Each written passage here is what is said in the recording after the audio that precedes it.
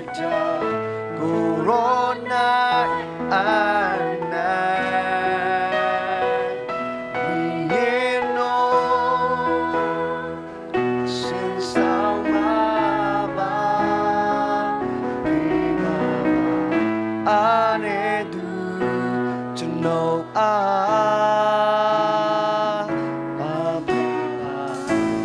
ane du to know we know pia guru tamiro ko kwe bare pha tamiro tonten pe ro mu ba simman zwa ne tamiro ko kwe kwin ya bu ko kwe tat pho guru အလိုတော်ကိုတွင်တင်ပေးတော်မူပါကိုရောဒါသမီးတို့ရဲ့နှလုံးသားတစ်ခုလုံးကိုရောရဲ့လက်တော်ထဲမှာအနံ့ပါတယ်ဖာအိုးဒီကနေ့မှာကိုရောရှင်ဖာဒါသမီးတို့ကြားစီခြင်းသောအရာများကြားဖို့ရန်ဝိညာဉ်သားတွေကိုဖွင့်လှစ်ပေးသနာတော်မူပါကိုရောရဲ့နှုတ်ကပတ်တော်တည်ဆောင်လာတဲ့ကိုရောရှင်ဖာကိုရောရဲ့တာကြီးဆရာကိုလည်းကိုရောရှင်ဖာယေရှုခရစ်တော်ရဲ့နာမ၌ကောင်းချီးပေးလျက်သူရဲ့နှုတ်ဆက်ပါးစပ်ကိုဘိတ်သိက်ပေးလျက်ကိုရောရှင်ဖာသားမျိုးတို့စကားပြောဖို့ရန်တစားပလားဖြစ်အသုံးပြုတော်မူပါဝိညာဉ်တော်ဖျားအစီအစဉ်တစ်ခုလုံးကိုရောရဲ့လက်တော်ထဲမှာအနံ့ပါတယ်ဒီကနေ့အလားနဲ့ပြလုံးဝမတူညီဘဲနဲ့ကိုရောရှင်ဖာသားမျိုးတို့ကိုးကွယ်ခြင်းအသက်တာအသစ်တစ်ခုဖြင့်ကိုရောတစ်ခုခုရရှိစေဖို့ရန်မဆတော်မာမိကြောင်းတပါးသီးတော်တာတော်သခင်ယေရှုခရစ်တော်၏နာမတော်မြတ်ကိုအမိပြုတဲ့ဆုတောင်းစက္ကအနံ့ပါတယ်ဖာကျွန်တော်အားလုံးပြန်လည်ထိုင်ရအောင်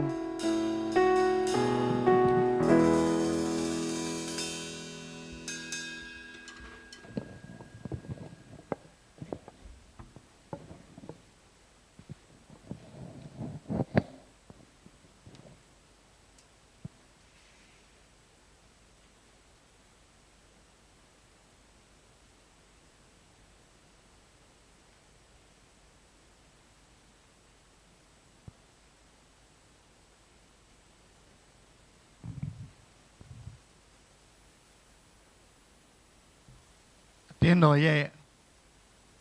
ဓမ္မအမှုတော်ဆောင်တပါးအနေနဲ့ကျွန်တော်မနေ့ပိုင်းမှာရှင်းလူသူကိုကိုကြရတယ်ညနေပိုင်းမှာမြန်မာလူကိုကိုပြီးတော့ဒီလူတိုင်းဝိညာဉ်အစာမငါကြလေအောင်အစီအစဉ်မျိုးအားတာကိုအမတာနာပဲဝန်တာတယ်ဂုဏ်ယူတယ်ဘုရားခင်ရဲ့ကြီးကျူးတော်ကိုလည်းချီးမွမ်းပါတယ်သူနည်းတူစွာဒီမြန်မာအစီအစဉ်ကိုဦးစီးဦးဆောင်တဲ့ဆရာမမီယာကောင်းဆောင်မီယာလူငယ်မီယာတက်ရောက်လာကြတဲ့ဓမ္မမိတ်ဆွေများကိုလည်းအထူးပဲကြီးကျူးတင်ပါတယ်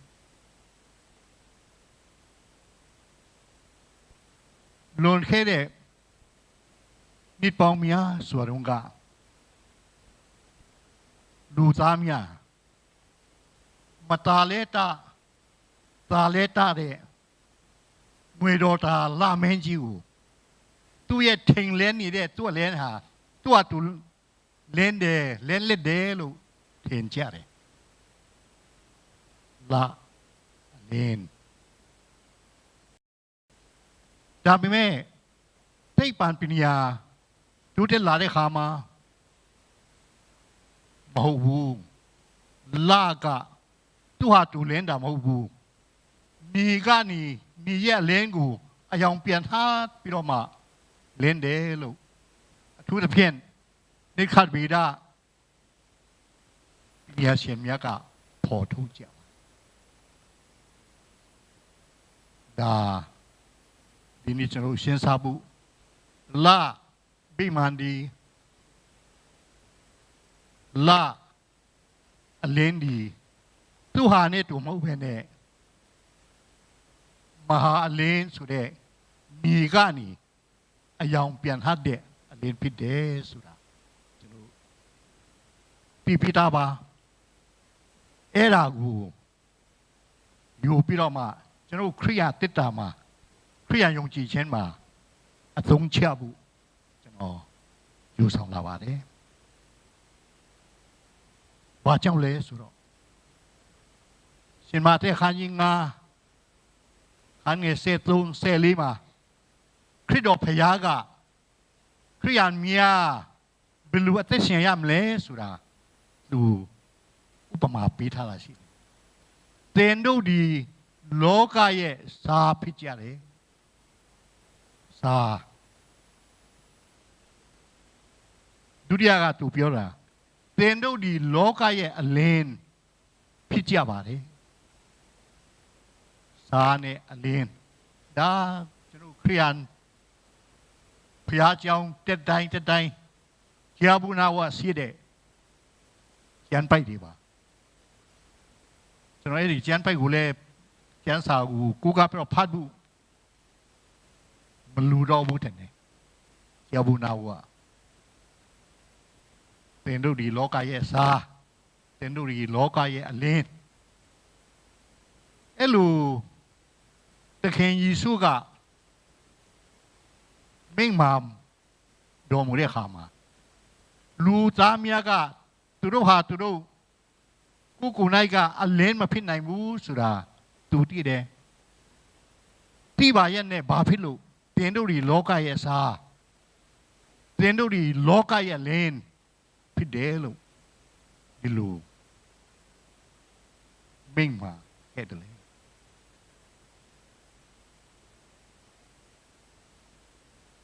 သခင်ယေရှုရဲ့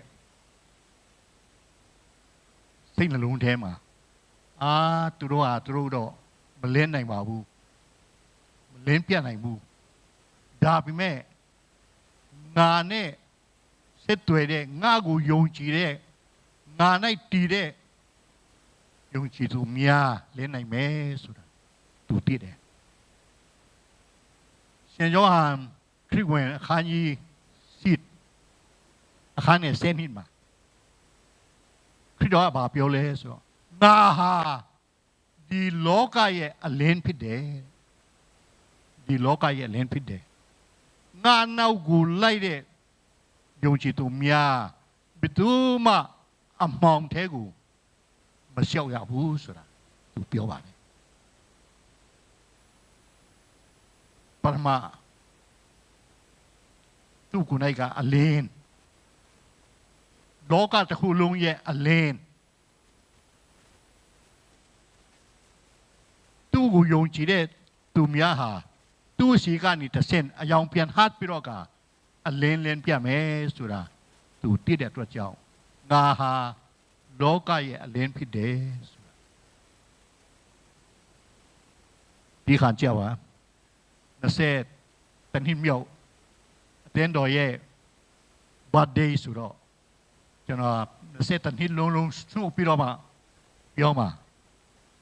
ဆရာမွန်ခိုင်ကိုကျွန်တော်ကိုနေတောင်းတယ်ဆရာခိုင်တိတ်ကြလို့ရှိရင်အခု World Cup ကြည့်ကြတယ်မဟုတ်လားယေလိုအဝကတ်ပြပါအဝကတ်ပြလို့မရဘူးဆိုရင်အနီကတ်ပြပါအဲ့ဒါ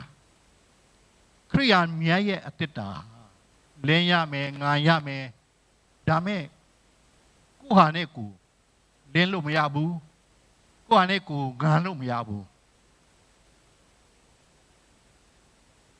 တခြားဘာသာတရားတွေမှာလောကမှာဘာသာတရားဆိုလို့စေတပါးရှိတယ်အဲ့ဒီစေတပါးမှာခရိယန်ဘာသာကလွဲလို့ကျန်တဲ့ဟာတွေကကျူးစားအလင်းဖျောင်းကျူးစားတရားကျင့်လုံဆောင်ခရိယန်ဘာသာကတော့ကျူးစားကြည့်ပေါ့လေဒါမဲ့ကိုဟာနဲ့ကိုမငါနိုင်ဘူးငါနဲ့ရတာလင်းတဲ့အရေးချင်းကိုဟာနဲ့ကိုမရှိနိုင်ဘူးဆိုတာအဲ့ဒါကြောင့်သခင်ယေရှုကသူအဲ့လိုအမိန့်ပေးတာအဲ့လိုခိုင်းတာကအတလို့ကြည့်ခိုင်းတာမဟုတ်ဘူး blind တလို့ခိုင်းတာမဟုတ်ဘူးငါဟာလောကရဲ့အလင်းငါကိုယုံကြည်တဲ့သူများငါမှတ်တဲ့ဆင့်အလင်းကိုလင်းနိုင်မယ်ဆိုတာဒါသူ့ရဲ့အခြေခံနေရာမှာအခြေခံတဘောဖြစ်ပါလေ ရစ်တော်ဘုရားကဘယ်လိုအလင်းလဲနိုင်မလဲဆိုတာ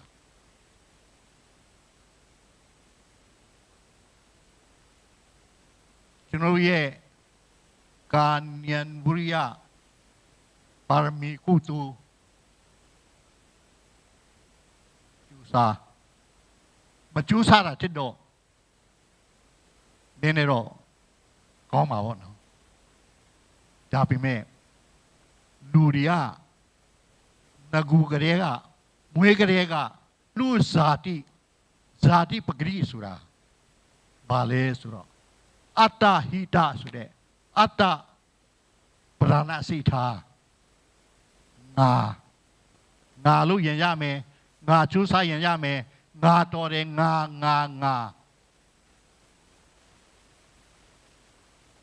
အင်္ဂလိပ်လိုက self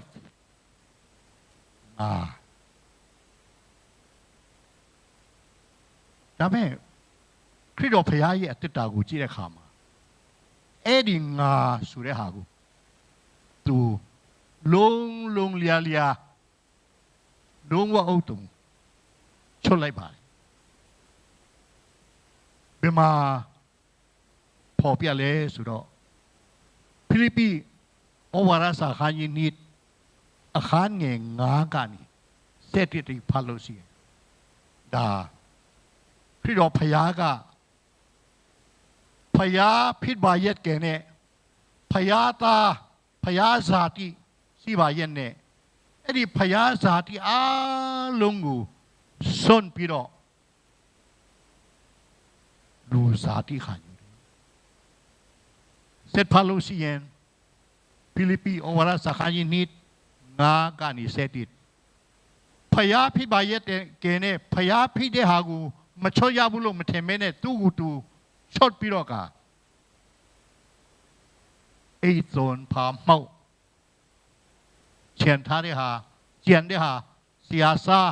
မချန်မဲနဲ့လုံးလျာသူလူစားတိကိုခံလူစားတိခါယုံမကဘူးအစီခန်ဂျွန်ခံပြီးတော့ကသူတပါအတွက်အသက်ဆုံးပြီးတော့မှနောက်ဆုံးမှာအသက်ဆုံးတဲ့ခါမှာဖယားရှင်ကသူ့ကိုချီးမြှောက်ပြီးတော့ကလူမျိုးတကာတို့ကသူ့ကိုချီးမွမ်းမယ်သခင်ယေရှုဒီသခင်ဖြစ်တော်မူ၏ Jesus is Lord သခင်ဖြစ်တယ်ဆိုတာချီးမြှောက်လိုက်မယ်အဲ့တော့ဘယ်လိုအလင်းလင်းနိုင်မလဲသခင်ယေရှုရှေကနေ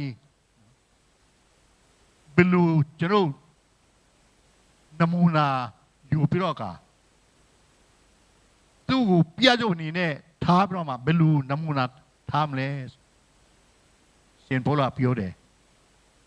ယေရှုခရစ်၌ရှိတော်သူစိတ်တဘောကိုသင်တို့၌လည်းစီကြလောငါ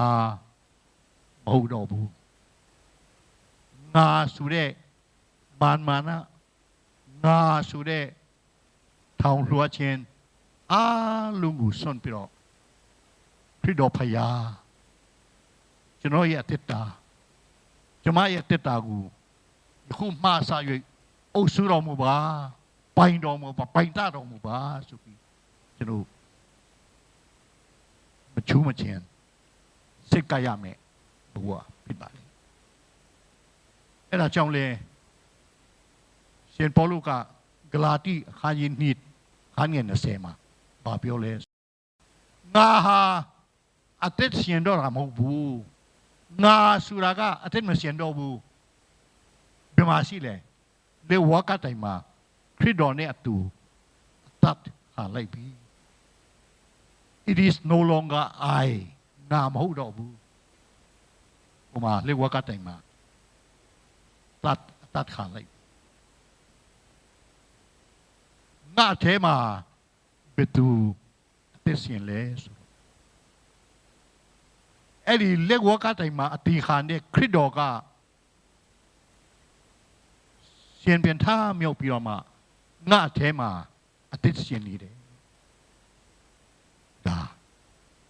ခရိယန်ဘာသာကိုတခြားဘာသာတွေနဲ့ထူးခြားစီတဲ့ဝိသေသဖြစ်စေတဲ့လက္ခဏာတခြားဘာသာတွေမှာတော့ကျူးစာအားထုတ်ကျင့်ကြခရိယန်ဘာသာဒီပြည့်ညက်တရားတစ်ခုမဟုတ်တို့မဟုတ်ဝိဝါဒတစ်ခုကိုလိုက်လျှောက်တဲ့ဘာသာတရားမဟုတ်ဘူးပြည့်ညက်တရားလိုက်လျှောက်တဲ့ဘာသာလည်းမဟုတ်ဘူးခရိယန်ဘာသာရဲ့အနိတ္တရတကယ်ခရိယန်ဘာသာရဲ့အစီယနိတကပါလဲဆိုရင်ဒီချင်းကနေရှင်ပြန်ထားမြောက်ပြီးတော့မှတန်ရှင်တို့ဝိညာဉ်တော်အဖြစ်ကမ္ဘာလောကမှာလှူရှားအမှုတော်ဆောင်နေတဲ့တန်ရှင်တို့ဝိညာဉ်တော်ဖရာကိုဝိညာဉ်တော်ဖရာကျွန်မရဲ့အတ္တမှာကိုရောရှင်ပိုင်တာတော်မူပါအုပ်စုပါဒီခုမှစားပြီးတော့လုံလေရာရာကိုင်လေရာရာမှာငါတဘောငါလုံးမယ်ငါပြုတ်မယ်ဆိုတဲ့ဟာမဟုတ်ဘဲနဲ့ကိုရောအလိုတော်ဖော်ပြပါကိုရောအလိုတော်တိုင်းအသက်ရှင်ဖို့ရန်မဆပါဆိုပြီးကိုရောအလိုလိုက်လျှောက်ခြင်းဖြစ်တယ်ဒါခရိယန်ဘာသာရဲ့အတ္တရာအဲ့ဒါကြောင့်မို့ကမ္ဘာခရိယန်ခေါင်းဆောင်များကဘယ်လိုကြွေးကြော်ကြလဲဆိုရင်ခရိယန်ဘာသာဆိုတာနော်ဘာသာတရားမဟုတ်ဘူးတဲ့ဘာသာတရားမဟုတ်ဘူးဘာသာတရားဆိုလို့ရှိရင်ခုနကကျွန်တော်ပြောတဲ့7မျိုးရှိတဲ့အဲမှာ10မျိုးကကိုကျင့်တရားကျူးစာမယ်တရားကျင့်မယ်ပြီးတဲ့တိုင်းလိုက်လျှောက်မယ်ဒါမှမဟုတ်လို့ရှိရင်တွေးခေါ်ပြီးတော့မှ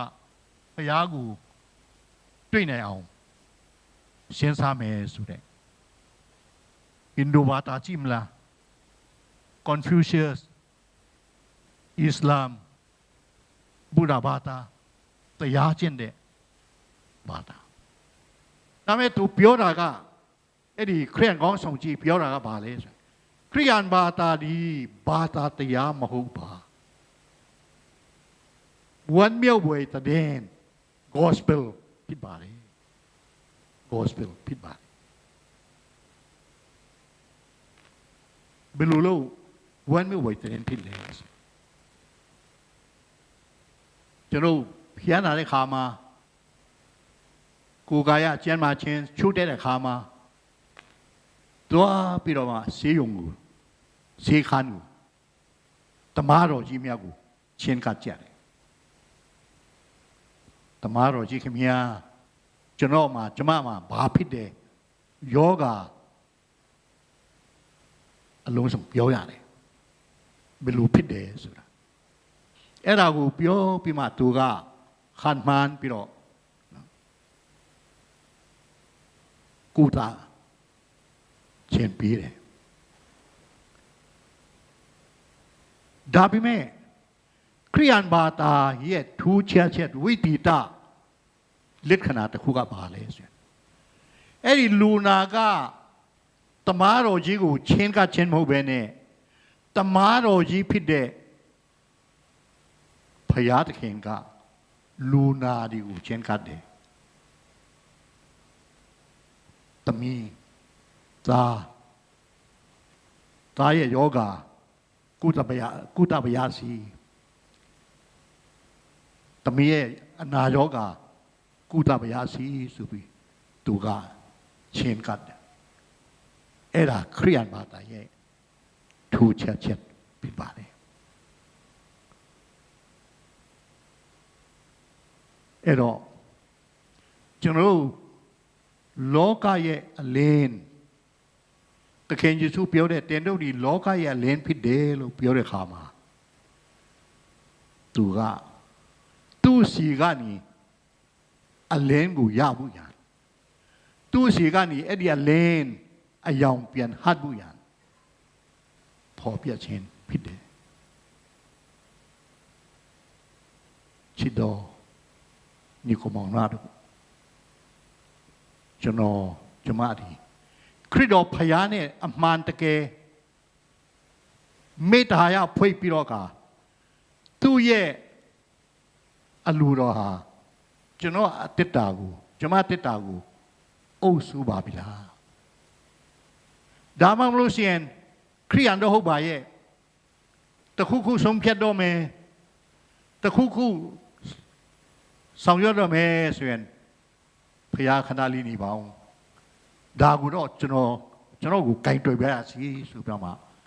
ကျွန်တော်တို့ကပဲအခွင့်ကောင်းယူသလားဆိုတာ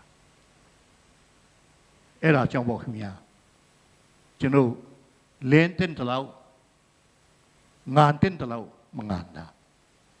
ဖယားလူတော်နဲ့ကျွန်တော်ကလူတော်မခွဲပဲနဲ့ကျွန်တော်တို့အလူကိုပဲအမြဲလိုက်တဲ့အတွက်ကြောင့်စားလူပဲမငานနိုင်ခြင်းဖြစ်တယ်အလင်းလူပဲမလင်းနိုင်ခြင်းဖြစ်ပါတယ်လို့အဲ့တော့အတင်းတော်ရဲ့20 တနည်းမြောက်အတင်းတော်နေ့ဘာဒေးမှာကျွန်တော်တော့ဆုလက်တောင်းတယ်ကျွန်တော်ကိုလည်းစစ်ကတ်တယ်သူနည်းသူစွာခင်များတို့တယောက်စီကိုလည်း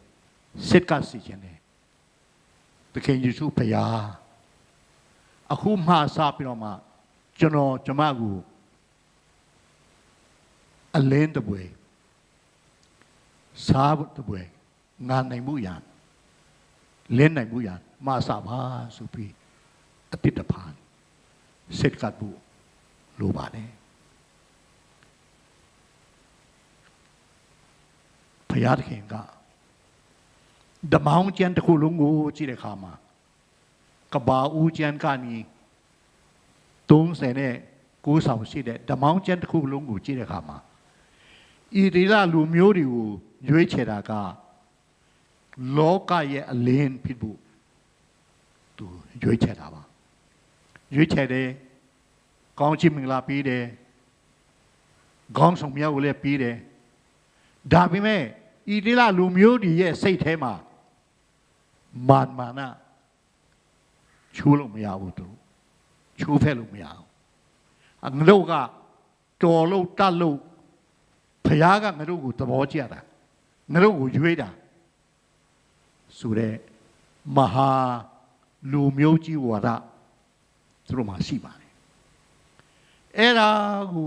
ကျင်းကြံဖန်ဖယားသခင်က prophet မြတ်ကိုအသုံးပြုပြီးတော့မှနောင်တရကြပါမင်းတို့ရဲ့ကောင်းမှုကုသိုလ်ကြောင့်ဖယားကမင်းတို့ကိုတင်တို့ကိုရွေးတာမဟုတ်ဘူးရွေးနှုတ်ခြင်းအဓိပ္ပာယ်ကအသုံးတော်ခံဘူးဖယားသခင်ရဲ့လောကရဲ့လင်းလောကမှာအလင်းလူလင်းပြတ်ဖို့ရွေးချယ်တာအခုကမင်းတို့အလင်းဖြစ်မြတ်စားလူမျိုးတခြားလူမျိုးတွေကိုတပါးလူမျိုးတွေကိုနေတယ်အထင်သေးတယ်တာဖို့မထားဘူးမင်းတို့ကိုပဲလူမျိုးကြီးဆိုပြမှထင်ကြတယ်နောင်တရပါဆိုပြီးနောင်တရဖို့ဟောဖိတ်ပါလေမရပါဘူးဓမ္မဟောင်းတစ်ခုလုံးမှာဖယားရှင်ရဲ့အကျင့်တော်ဟာမအောင်မြင်တဲ့အကျင့်တော်ဖြစ်ပါတယ်ဤဒေသလူမျိုးများကိုအသုံးပြုပြီးမှတလောကလုံးကိုကယ်တင်ခြင်းပြီးမဲ့သူတို့ရဲ့မာနထောင်လွှမ်းမှုကြောင့်မအောင်မြင်ခဲ့ဘူးဓမ္မောင်းကျင်းအားလုံးဖတ်လို့ရှင်လေတော်တော်စိတ်ပြတ်စရာကောင်းတယ်ယောဝဖယားဒီ อาจารย์มัทธาพยาเองเลยลูกะ the God who failed มองเมียนดอพยาผิดดีแต่มาของเจนเนี่ยกบ้าทำไมนี่คงโชว์ไรเมสเวียนพยาดีตูชิดเดโลกิตูโลกิตารุกูเกเตนในส่วนนั้นสิเดพยาผิดบาเล็กเมดาบิเมวันตาเสียกองเดมีเล่นเสียกองเดเช็ดขวาบาเลสเวียนกลาติขานยิลีขานไงลีมาอาเชงตานดอขาอาเชงเย้าเด็กขามาพยาที่เห็นดีตู้เย่ตาดอกูสีลดไปออกมาลูซาติขานอยู่ใครเดเปียวบาเลยย้อนคริสต์มาขานยีติดขานเนี่ยเซลีมาโนกปัดดอดีลูซาติกูขานอยู่รอมุยไอ้ดิเห็นยิสุกะลูซาติกู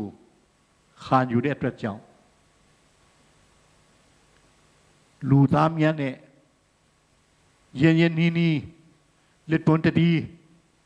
ไม่ตายเอาไปปิโรกาลูตามยันเย่ขานยาเดอเคเคลูตามยันด้วยจงยาเดเปียตนาเอราอาลุงกูตูกูได้ด้วยจงขานซาเคพิมาน่าสูกาลนิคงปอมาลูตามยากูซาอภิขานเชนปิดปากเลยดำมาหงเจียนในมาเอาเมียนโดพยาเยเจียนโดฮาดำมาติเจียนในเอาเมียนโดพยาพิลาบาเลยเบลูนี้เนี่ยเอาเมียนเลยมาหน้าเนี่ยมูนอ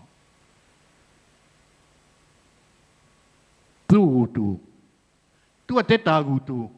เมียตะเป็นเล่าเมียปราณมันทาเบนเนี่ยอเตสุนสติเรตัวเจ้าลูตาเมียกูเกเตนในเชนพิบาเลยชิโดนี่ก็มองหน้าดูฉันรู้เปียวจ้าเลยอเตนดอมมาเย็น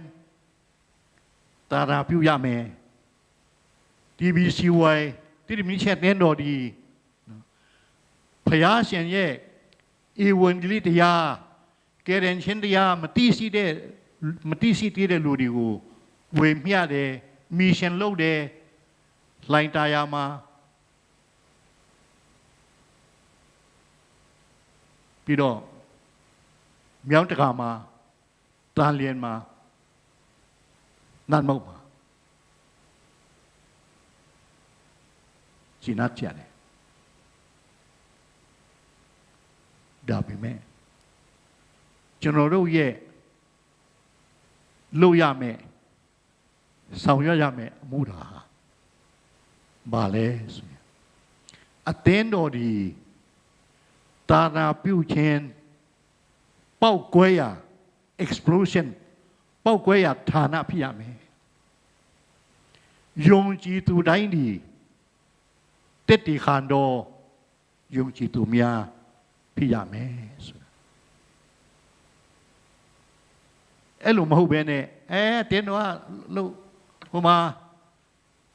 ဆရာကြီးရှိတယ်ဆရာကမ်တို့ဆရာကင်မန်တို့ဆရာတောင်တို့ရှိတယ်သူတို့လုံးမှာသူတို့တာဝန်ကစိတ်ပါလို့ရှိရင်လုံဝဲထိုက်မယ်အဲ့လောက်ပဲမဟုတ်ဘူးကျွန်တော်တို့ကိုယ်တိုင်ကျွန်တော်ရဲ့အသက်တာကတာတနာပြုတဲ့တက်တီခံတဲ့အသက်တာဖြစ်ရမယ်1984ခုနှစ်တုန်းကအဲ့မှာကျွန်တော်က ZBC မှာအထွေထွေဒုညမှုတာဝန်ထမ်းဆောင်ပြီးတော့မှမြန်မာနိုင်ငံခရစ်ယာန်တင်းတော်များကောင်စီရဲ့စီစဉ်ပေးမှုကြောင့်ဂျာမနီနိုင်ငံကိုခရီးပြုခဲ့ပါတယ်အဲ့တော့ကျွန်တော်ချင်းလူမျိုးများက CCOC ဆိုတဲ့ Cheers for Christ in 1 century ချင်းစာစုတာတနာကိုဆောင်ရွက်နေတဲ့အချိန်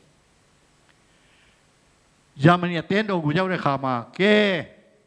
ကျွန်တော်အဲ့တွေကမြန်မာပြည်မှာ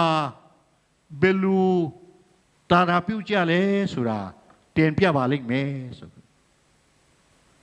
တင်ပြတယ်အလားသူတို့ကတကယ်ထောင်မောင်းကြီးကျွန်တော်သူတို့နဲ့စားလို့ရှိရင်နည်းနည်းပူတာဟောနည်းနည်းလေးပါအဲ့လိုပူတော့အတန်မကြမှာဆိုလို့တာ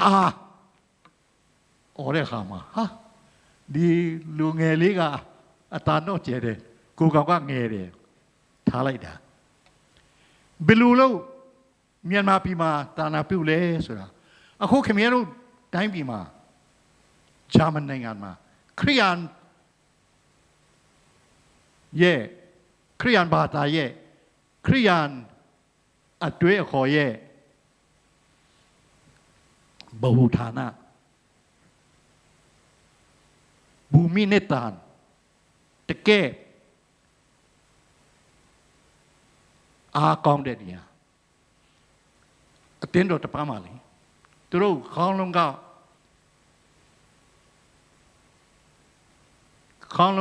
တတိတန်းဒီဟွာလုပ်ပြီးတော့နာနေစီဝေးလုပ်တော့မယ်ဆိုရင်ဒေါ်ရေမီဖာဆိုလာတီဒိုဟာလာအဲ့ဒါကိုတီးတာဘယ်လောက်ကုန်လဲဆိုတော့ဟာအဲ့ဒါတော့ဒေါ်လာနဲ့တွေ့ရင်3 သိန်းလောက်ကုန်မယ်နှမျိုးစရာကောင်းတာပေါ့ကျွန်တော်ပြောကွက်ရှိပြီခင်ဗျားတို့ဂျာမန်နိုင်ငံမှာဒီဘာမဟုတ်တဲ့ခေါင်းလုံးမတီးလို့ရှိရင်တောင်မှလူတိုင်းကနာရီနဲ့စီးပြီးတော့လာမယ်ဟာပိုက်ဆံမကုန်အောင်အဲ့ဒါမျိုးလုပ်တယ်ကျွန်တော်တိုင်းပြည်မှာကျွန်တော်ပိုက်ဆံအကုန်မခနိုင်ဘူးမီရှင်လုပ်တဲ့ evangelism ဆိုတဲ့ evangeli လုပ်ငန်းကိုလုပ်တဲ့ခါမှာကျွန်တော်ပြောတဲ့စကား we invest our lives ကျွန်တော်ရဲ့ဘဝကိုယဉ်နှီးမြှုပ်နှံပါတယ်ဟုတ်တယ်အဲ့ဒီမှာဆုံးတော်တာကကျွန်တော်ကြားဖို့ကြတဲ့ဆရာจินခထွန်းဦးခန့်ခမ်ဘွာလ်ဆုံဒါကျွန်တော်အဲ့မှာတိုက်ခานဖြစ်တယ်တိုက်ခานဖြစ်တယ်ဆိုတော့ကျွန်တော်ကိုတိုင်ကိုထိလည်းရောက်လို့တာတော့မဟုတ်ဘူးကျွန်တော်လူချင်တာကတရားစီတမန်အဲ့ဒီတရားထဲမှာ120လောက်တိရိမာကျွန်တော်စခန်းတွင်ပြီးတော့မှတင်တန်းပဲ120ကြီးကျွန်တော်မထောက်နိုင်ဘူးတရားပဲကျွန်တော်ရဲ့ budget ကအဲ့ဒါကြောင့်20တော့ပြန်ရုပ်တင်လိုက်ပါဆိုဘယ်သူမှမရုပ်တင်ချင်ဘူးနူဝပ်စီလာမတီးဘူးနူဝပ်တို့ပါတယ်ဆရာကမ်တို့ပါတယ်ကျွန်တော်တင်းတော်မှာ3-4ရက်လောက်ဒါနဲ့ကျွန်တော်ကတာဝန်ရှိတော့ဒီတရားအတွက်ကျွန်တော်ထောက်ပံ့ကြီးရတာ120ပဲရမလဲဆိုကဲနားထောင်သူကစီတမန်ဆိုတော့ရဲဘော်လူစစ်သားတွေစကားပြောတော့နားထောင်ဒါကနော်သီနိုင်တဲ့အလုပ်အခုတွားပြီးတော့မှလမ်းမှာတခုခုဖြစ်ရင်ကားမဟုတ်မယ်ဒါမှမဟုတ်ရှင်ပြီးတော့မှရင်းနစ်တယ်ဆိုရင်တည်နိုင်တယ်လက်စောပါ20 3-4ယောက်လောက်ကတည်နိုင်နော်ဆိုပြီးကျွန်တော်ကဘယ်ကရလဲမသိဘူးနံပါတ်နဲ့ကို3-4ယောက်လောက်ပြောတာပြောရောမိကုန်တဲ့ခါကျတော့3-4ယောက်ကိုတကယ်တည်တာကျွန်တော်ရဲ့ evangeli နဲ့တာနာပြုတာဝန်ခံအခုတော့ဟော်ရမူချင်းခံဘုံတော်ဝန်စားတော်ပြီဆရာ Reverend Neil ကျော်ကဆရာနော်ပြောတာ3-4ယောက်လောက်အဲ့လိုပြောဖို့မဟုတ်ဘူးလက်ချော့ပါဆိုရင်ပြီးတာပဲ ဘယ်နဲ့ရောက်တည်မယ်ဆိုတာကနန်းနဲ့ဘီဒန်ဟောထားတော့အခုကြည့်တေခါဖြစ်နေတာကျွန်တော်ဂျာမနီမှာပြောတာက we invest our lives ကျွန်တော်ကဘဝကျွန်တော်ရဲ့တက်တာကိုရင်းနှီးတယ်ဆိုတာအဲ့ဒါလောကရဲ့အလင်းဖြစ်ဖို့ကအချောင်နဲ့မရဘူးလောကရဲ့စာငါနဲ့ရတာဖြစ်ဖို့ကအပြောင်နဲ့မရဘဝကိုနိနာခံမယ်မယုံကြည်တဲ့သူများရှိမှာကိုယ့်ရဲ့အနေထိုင်ကိုယ့်ရဲ့အပြောစုကိုယ့်ရဲ့အစားတောက်အားလုံးချင်းချင်းပြီးတော့မှတခင်ကြီးစုကဘာလို့တယ်လဲခရစ်တော်ဖခင်ရဲ့အလိုတော်ကဘာလဲဆိုတာစဉ်းစားပြီးမှအသက်ရှင်ခြင်းဒါကလောကရဲ့အလင်းအပြောစုကစားနေပုံထိုင်ပုံကစားကျွန်တော်တတိခါများဖြစ်နိုင်ပါမယ်ဆိုတာတခါကဘာမှာရှိတဲ့ခရိယန်လူငယ်များစီဝေးတစ်ခုရှင်းပါတယ်နိုင်ငံတီးတီးကလူငယ်ကောင်းဆောင်များလာပြီးတော့မှသူတို့ရဲ့ပန်းတိုင်ကပါလဲဆိုရင်တကဘာလုံးဒီခရစ်တော်အတွက် the world for Christ တကဘာလုံးဒီခရစ်တော်အတွက်ဆိုတာသူတို့နေတဲ့မဟာစီမံကိန်းကြီးမှချက်မဟုတ်တကယ်ကဘာလုံးကဲဒါဆိုရင်ကျွန်တော်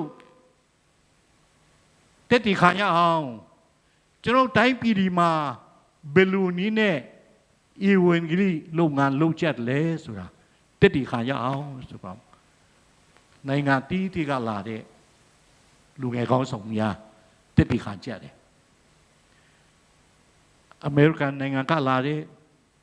လူငယ်ကောင်းဆောင်များကကျွန်တော်တို့ကတော့ TV ကနေတစ်ဆင့်တရားဟောတော်တဲ့လူတွေကိုငားပြီးတော့မှတရားဟောခိုင်းတယ်မကြာခဏ TV ကနေ channel ကနေတရားဟောတဲ့အတွက်ကြောင့်လူတွေကဖယားသခင်ရဲ့ဤဝန်ကြီးတရားကိုကြားတယ်ဟုတ်ပြီအင်္ဂလန်ကပြောပါဦးကျွန်တော်တို့ကတော့ဝေစာ track အများကြီးထုတ်ပြီးတော့မှလူတွေကိုအခမဲ့ဝေပေးတယ်သူတို့ဖတ်တယ် gospel ဆိုတဲ့ဤဝန်ကြီးတရားကိုသူတို့လက်တွေရောက်တယ်ဒါပေမဲ့ဘယ်လောက်ပြောင်းလဲလဲဆိုတော့သူမသိဘူး Norway ပြောပါဦးကျွန်တော် gospel ထွက်တယ်လျင်ပြန်ကိုဆင်းလုံးကျွတ်ဟာယာငါပြီးတော့မှ gospel တမျိုးထွက်တယ်တခြင်းအဆူတော်ဒီနဲ့တွားပြီးတော့တရားဟောတယ်နိုင်ငံတစ်ခုပြီးတစ်ခုပြောတဲ့အခါမှာကဲဒါဆိုရင်အာဖရိကတိုက်ကလာတဲ့လူငယ်ကောင်းဆောင်များခင်ဗျားတို့ဘယ်လိုဧဝံဂေလိတရားဟောကြလဲဘယ်လိုတက်တည်ခံကြလဲဆိုတာပြောပါဦးဆိုတော့အဲ့ဒီလူငယ်ကောင်းဆောင်များကခင်ဗျားတို့ဟာဒီကြားပြီးမှတော့ကျွန်တော်ရှက်ဆက်ကောင်းတယ်ပြောအားမရှိတော့ဘူးတဲ့ပြောအားမရှိတော့ဘူးဒါမဲ့ပြောပါဦးဒါ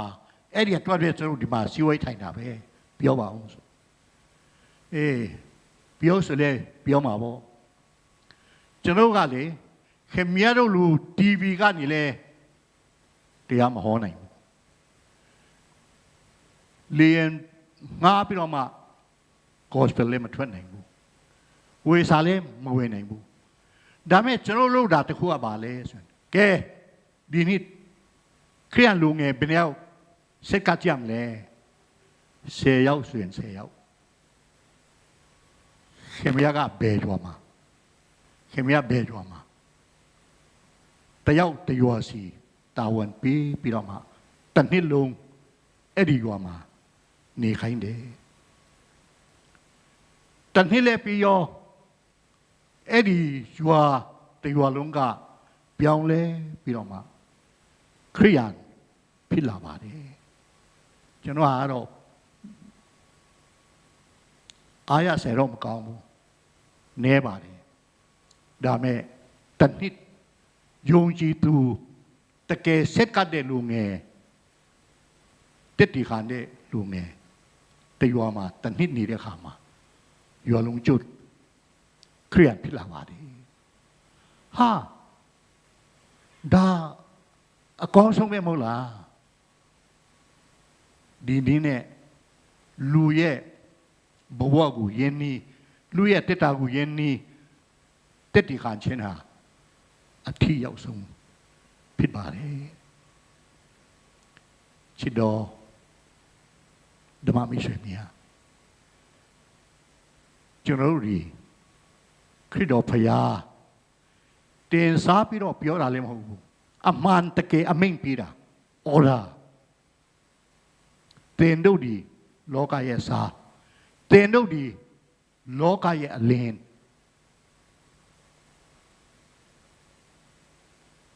အဲ့ဒါကိုတော့လူငယ်များလူကြီးမိဘများတတိထားပြီးတော့မှမိမိကြာရာနေရာမှာမိမိတာဝန်ရှိတဲ့နေရာမှာ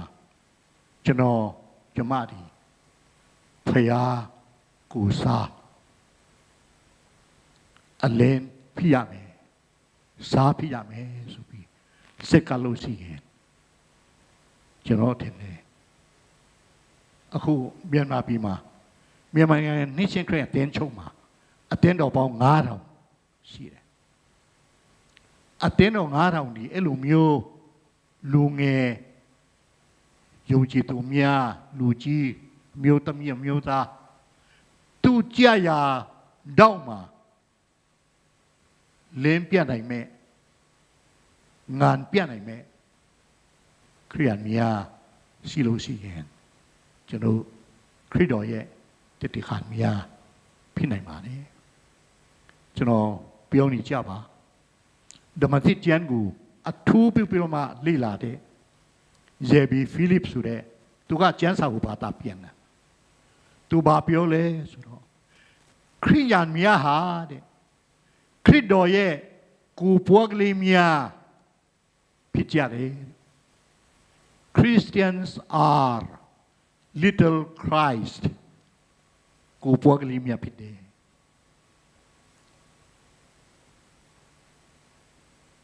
စိတ်ထဲမှာရှင်းစားဆုံးဖြတ်ပြောမှစိတ်ကပြီးဘုရားရှင်ရဲ့အလင်းဘုရားရှင်ရဲ့စားမြာဖြစ်နိုင်ဖို့ရန်ကြိုးစားကြပါစို့ရဲ့ဆိုပြီးတိုက်တွန်းရတဲ့နေကုန်ချုပ်ပါတယ်ကျမ်းစာတော်သူတိုင်းဘုရားကံကောင်းချီးပေးပါစေ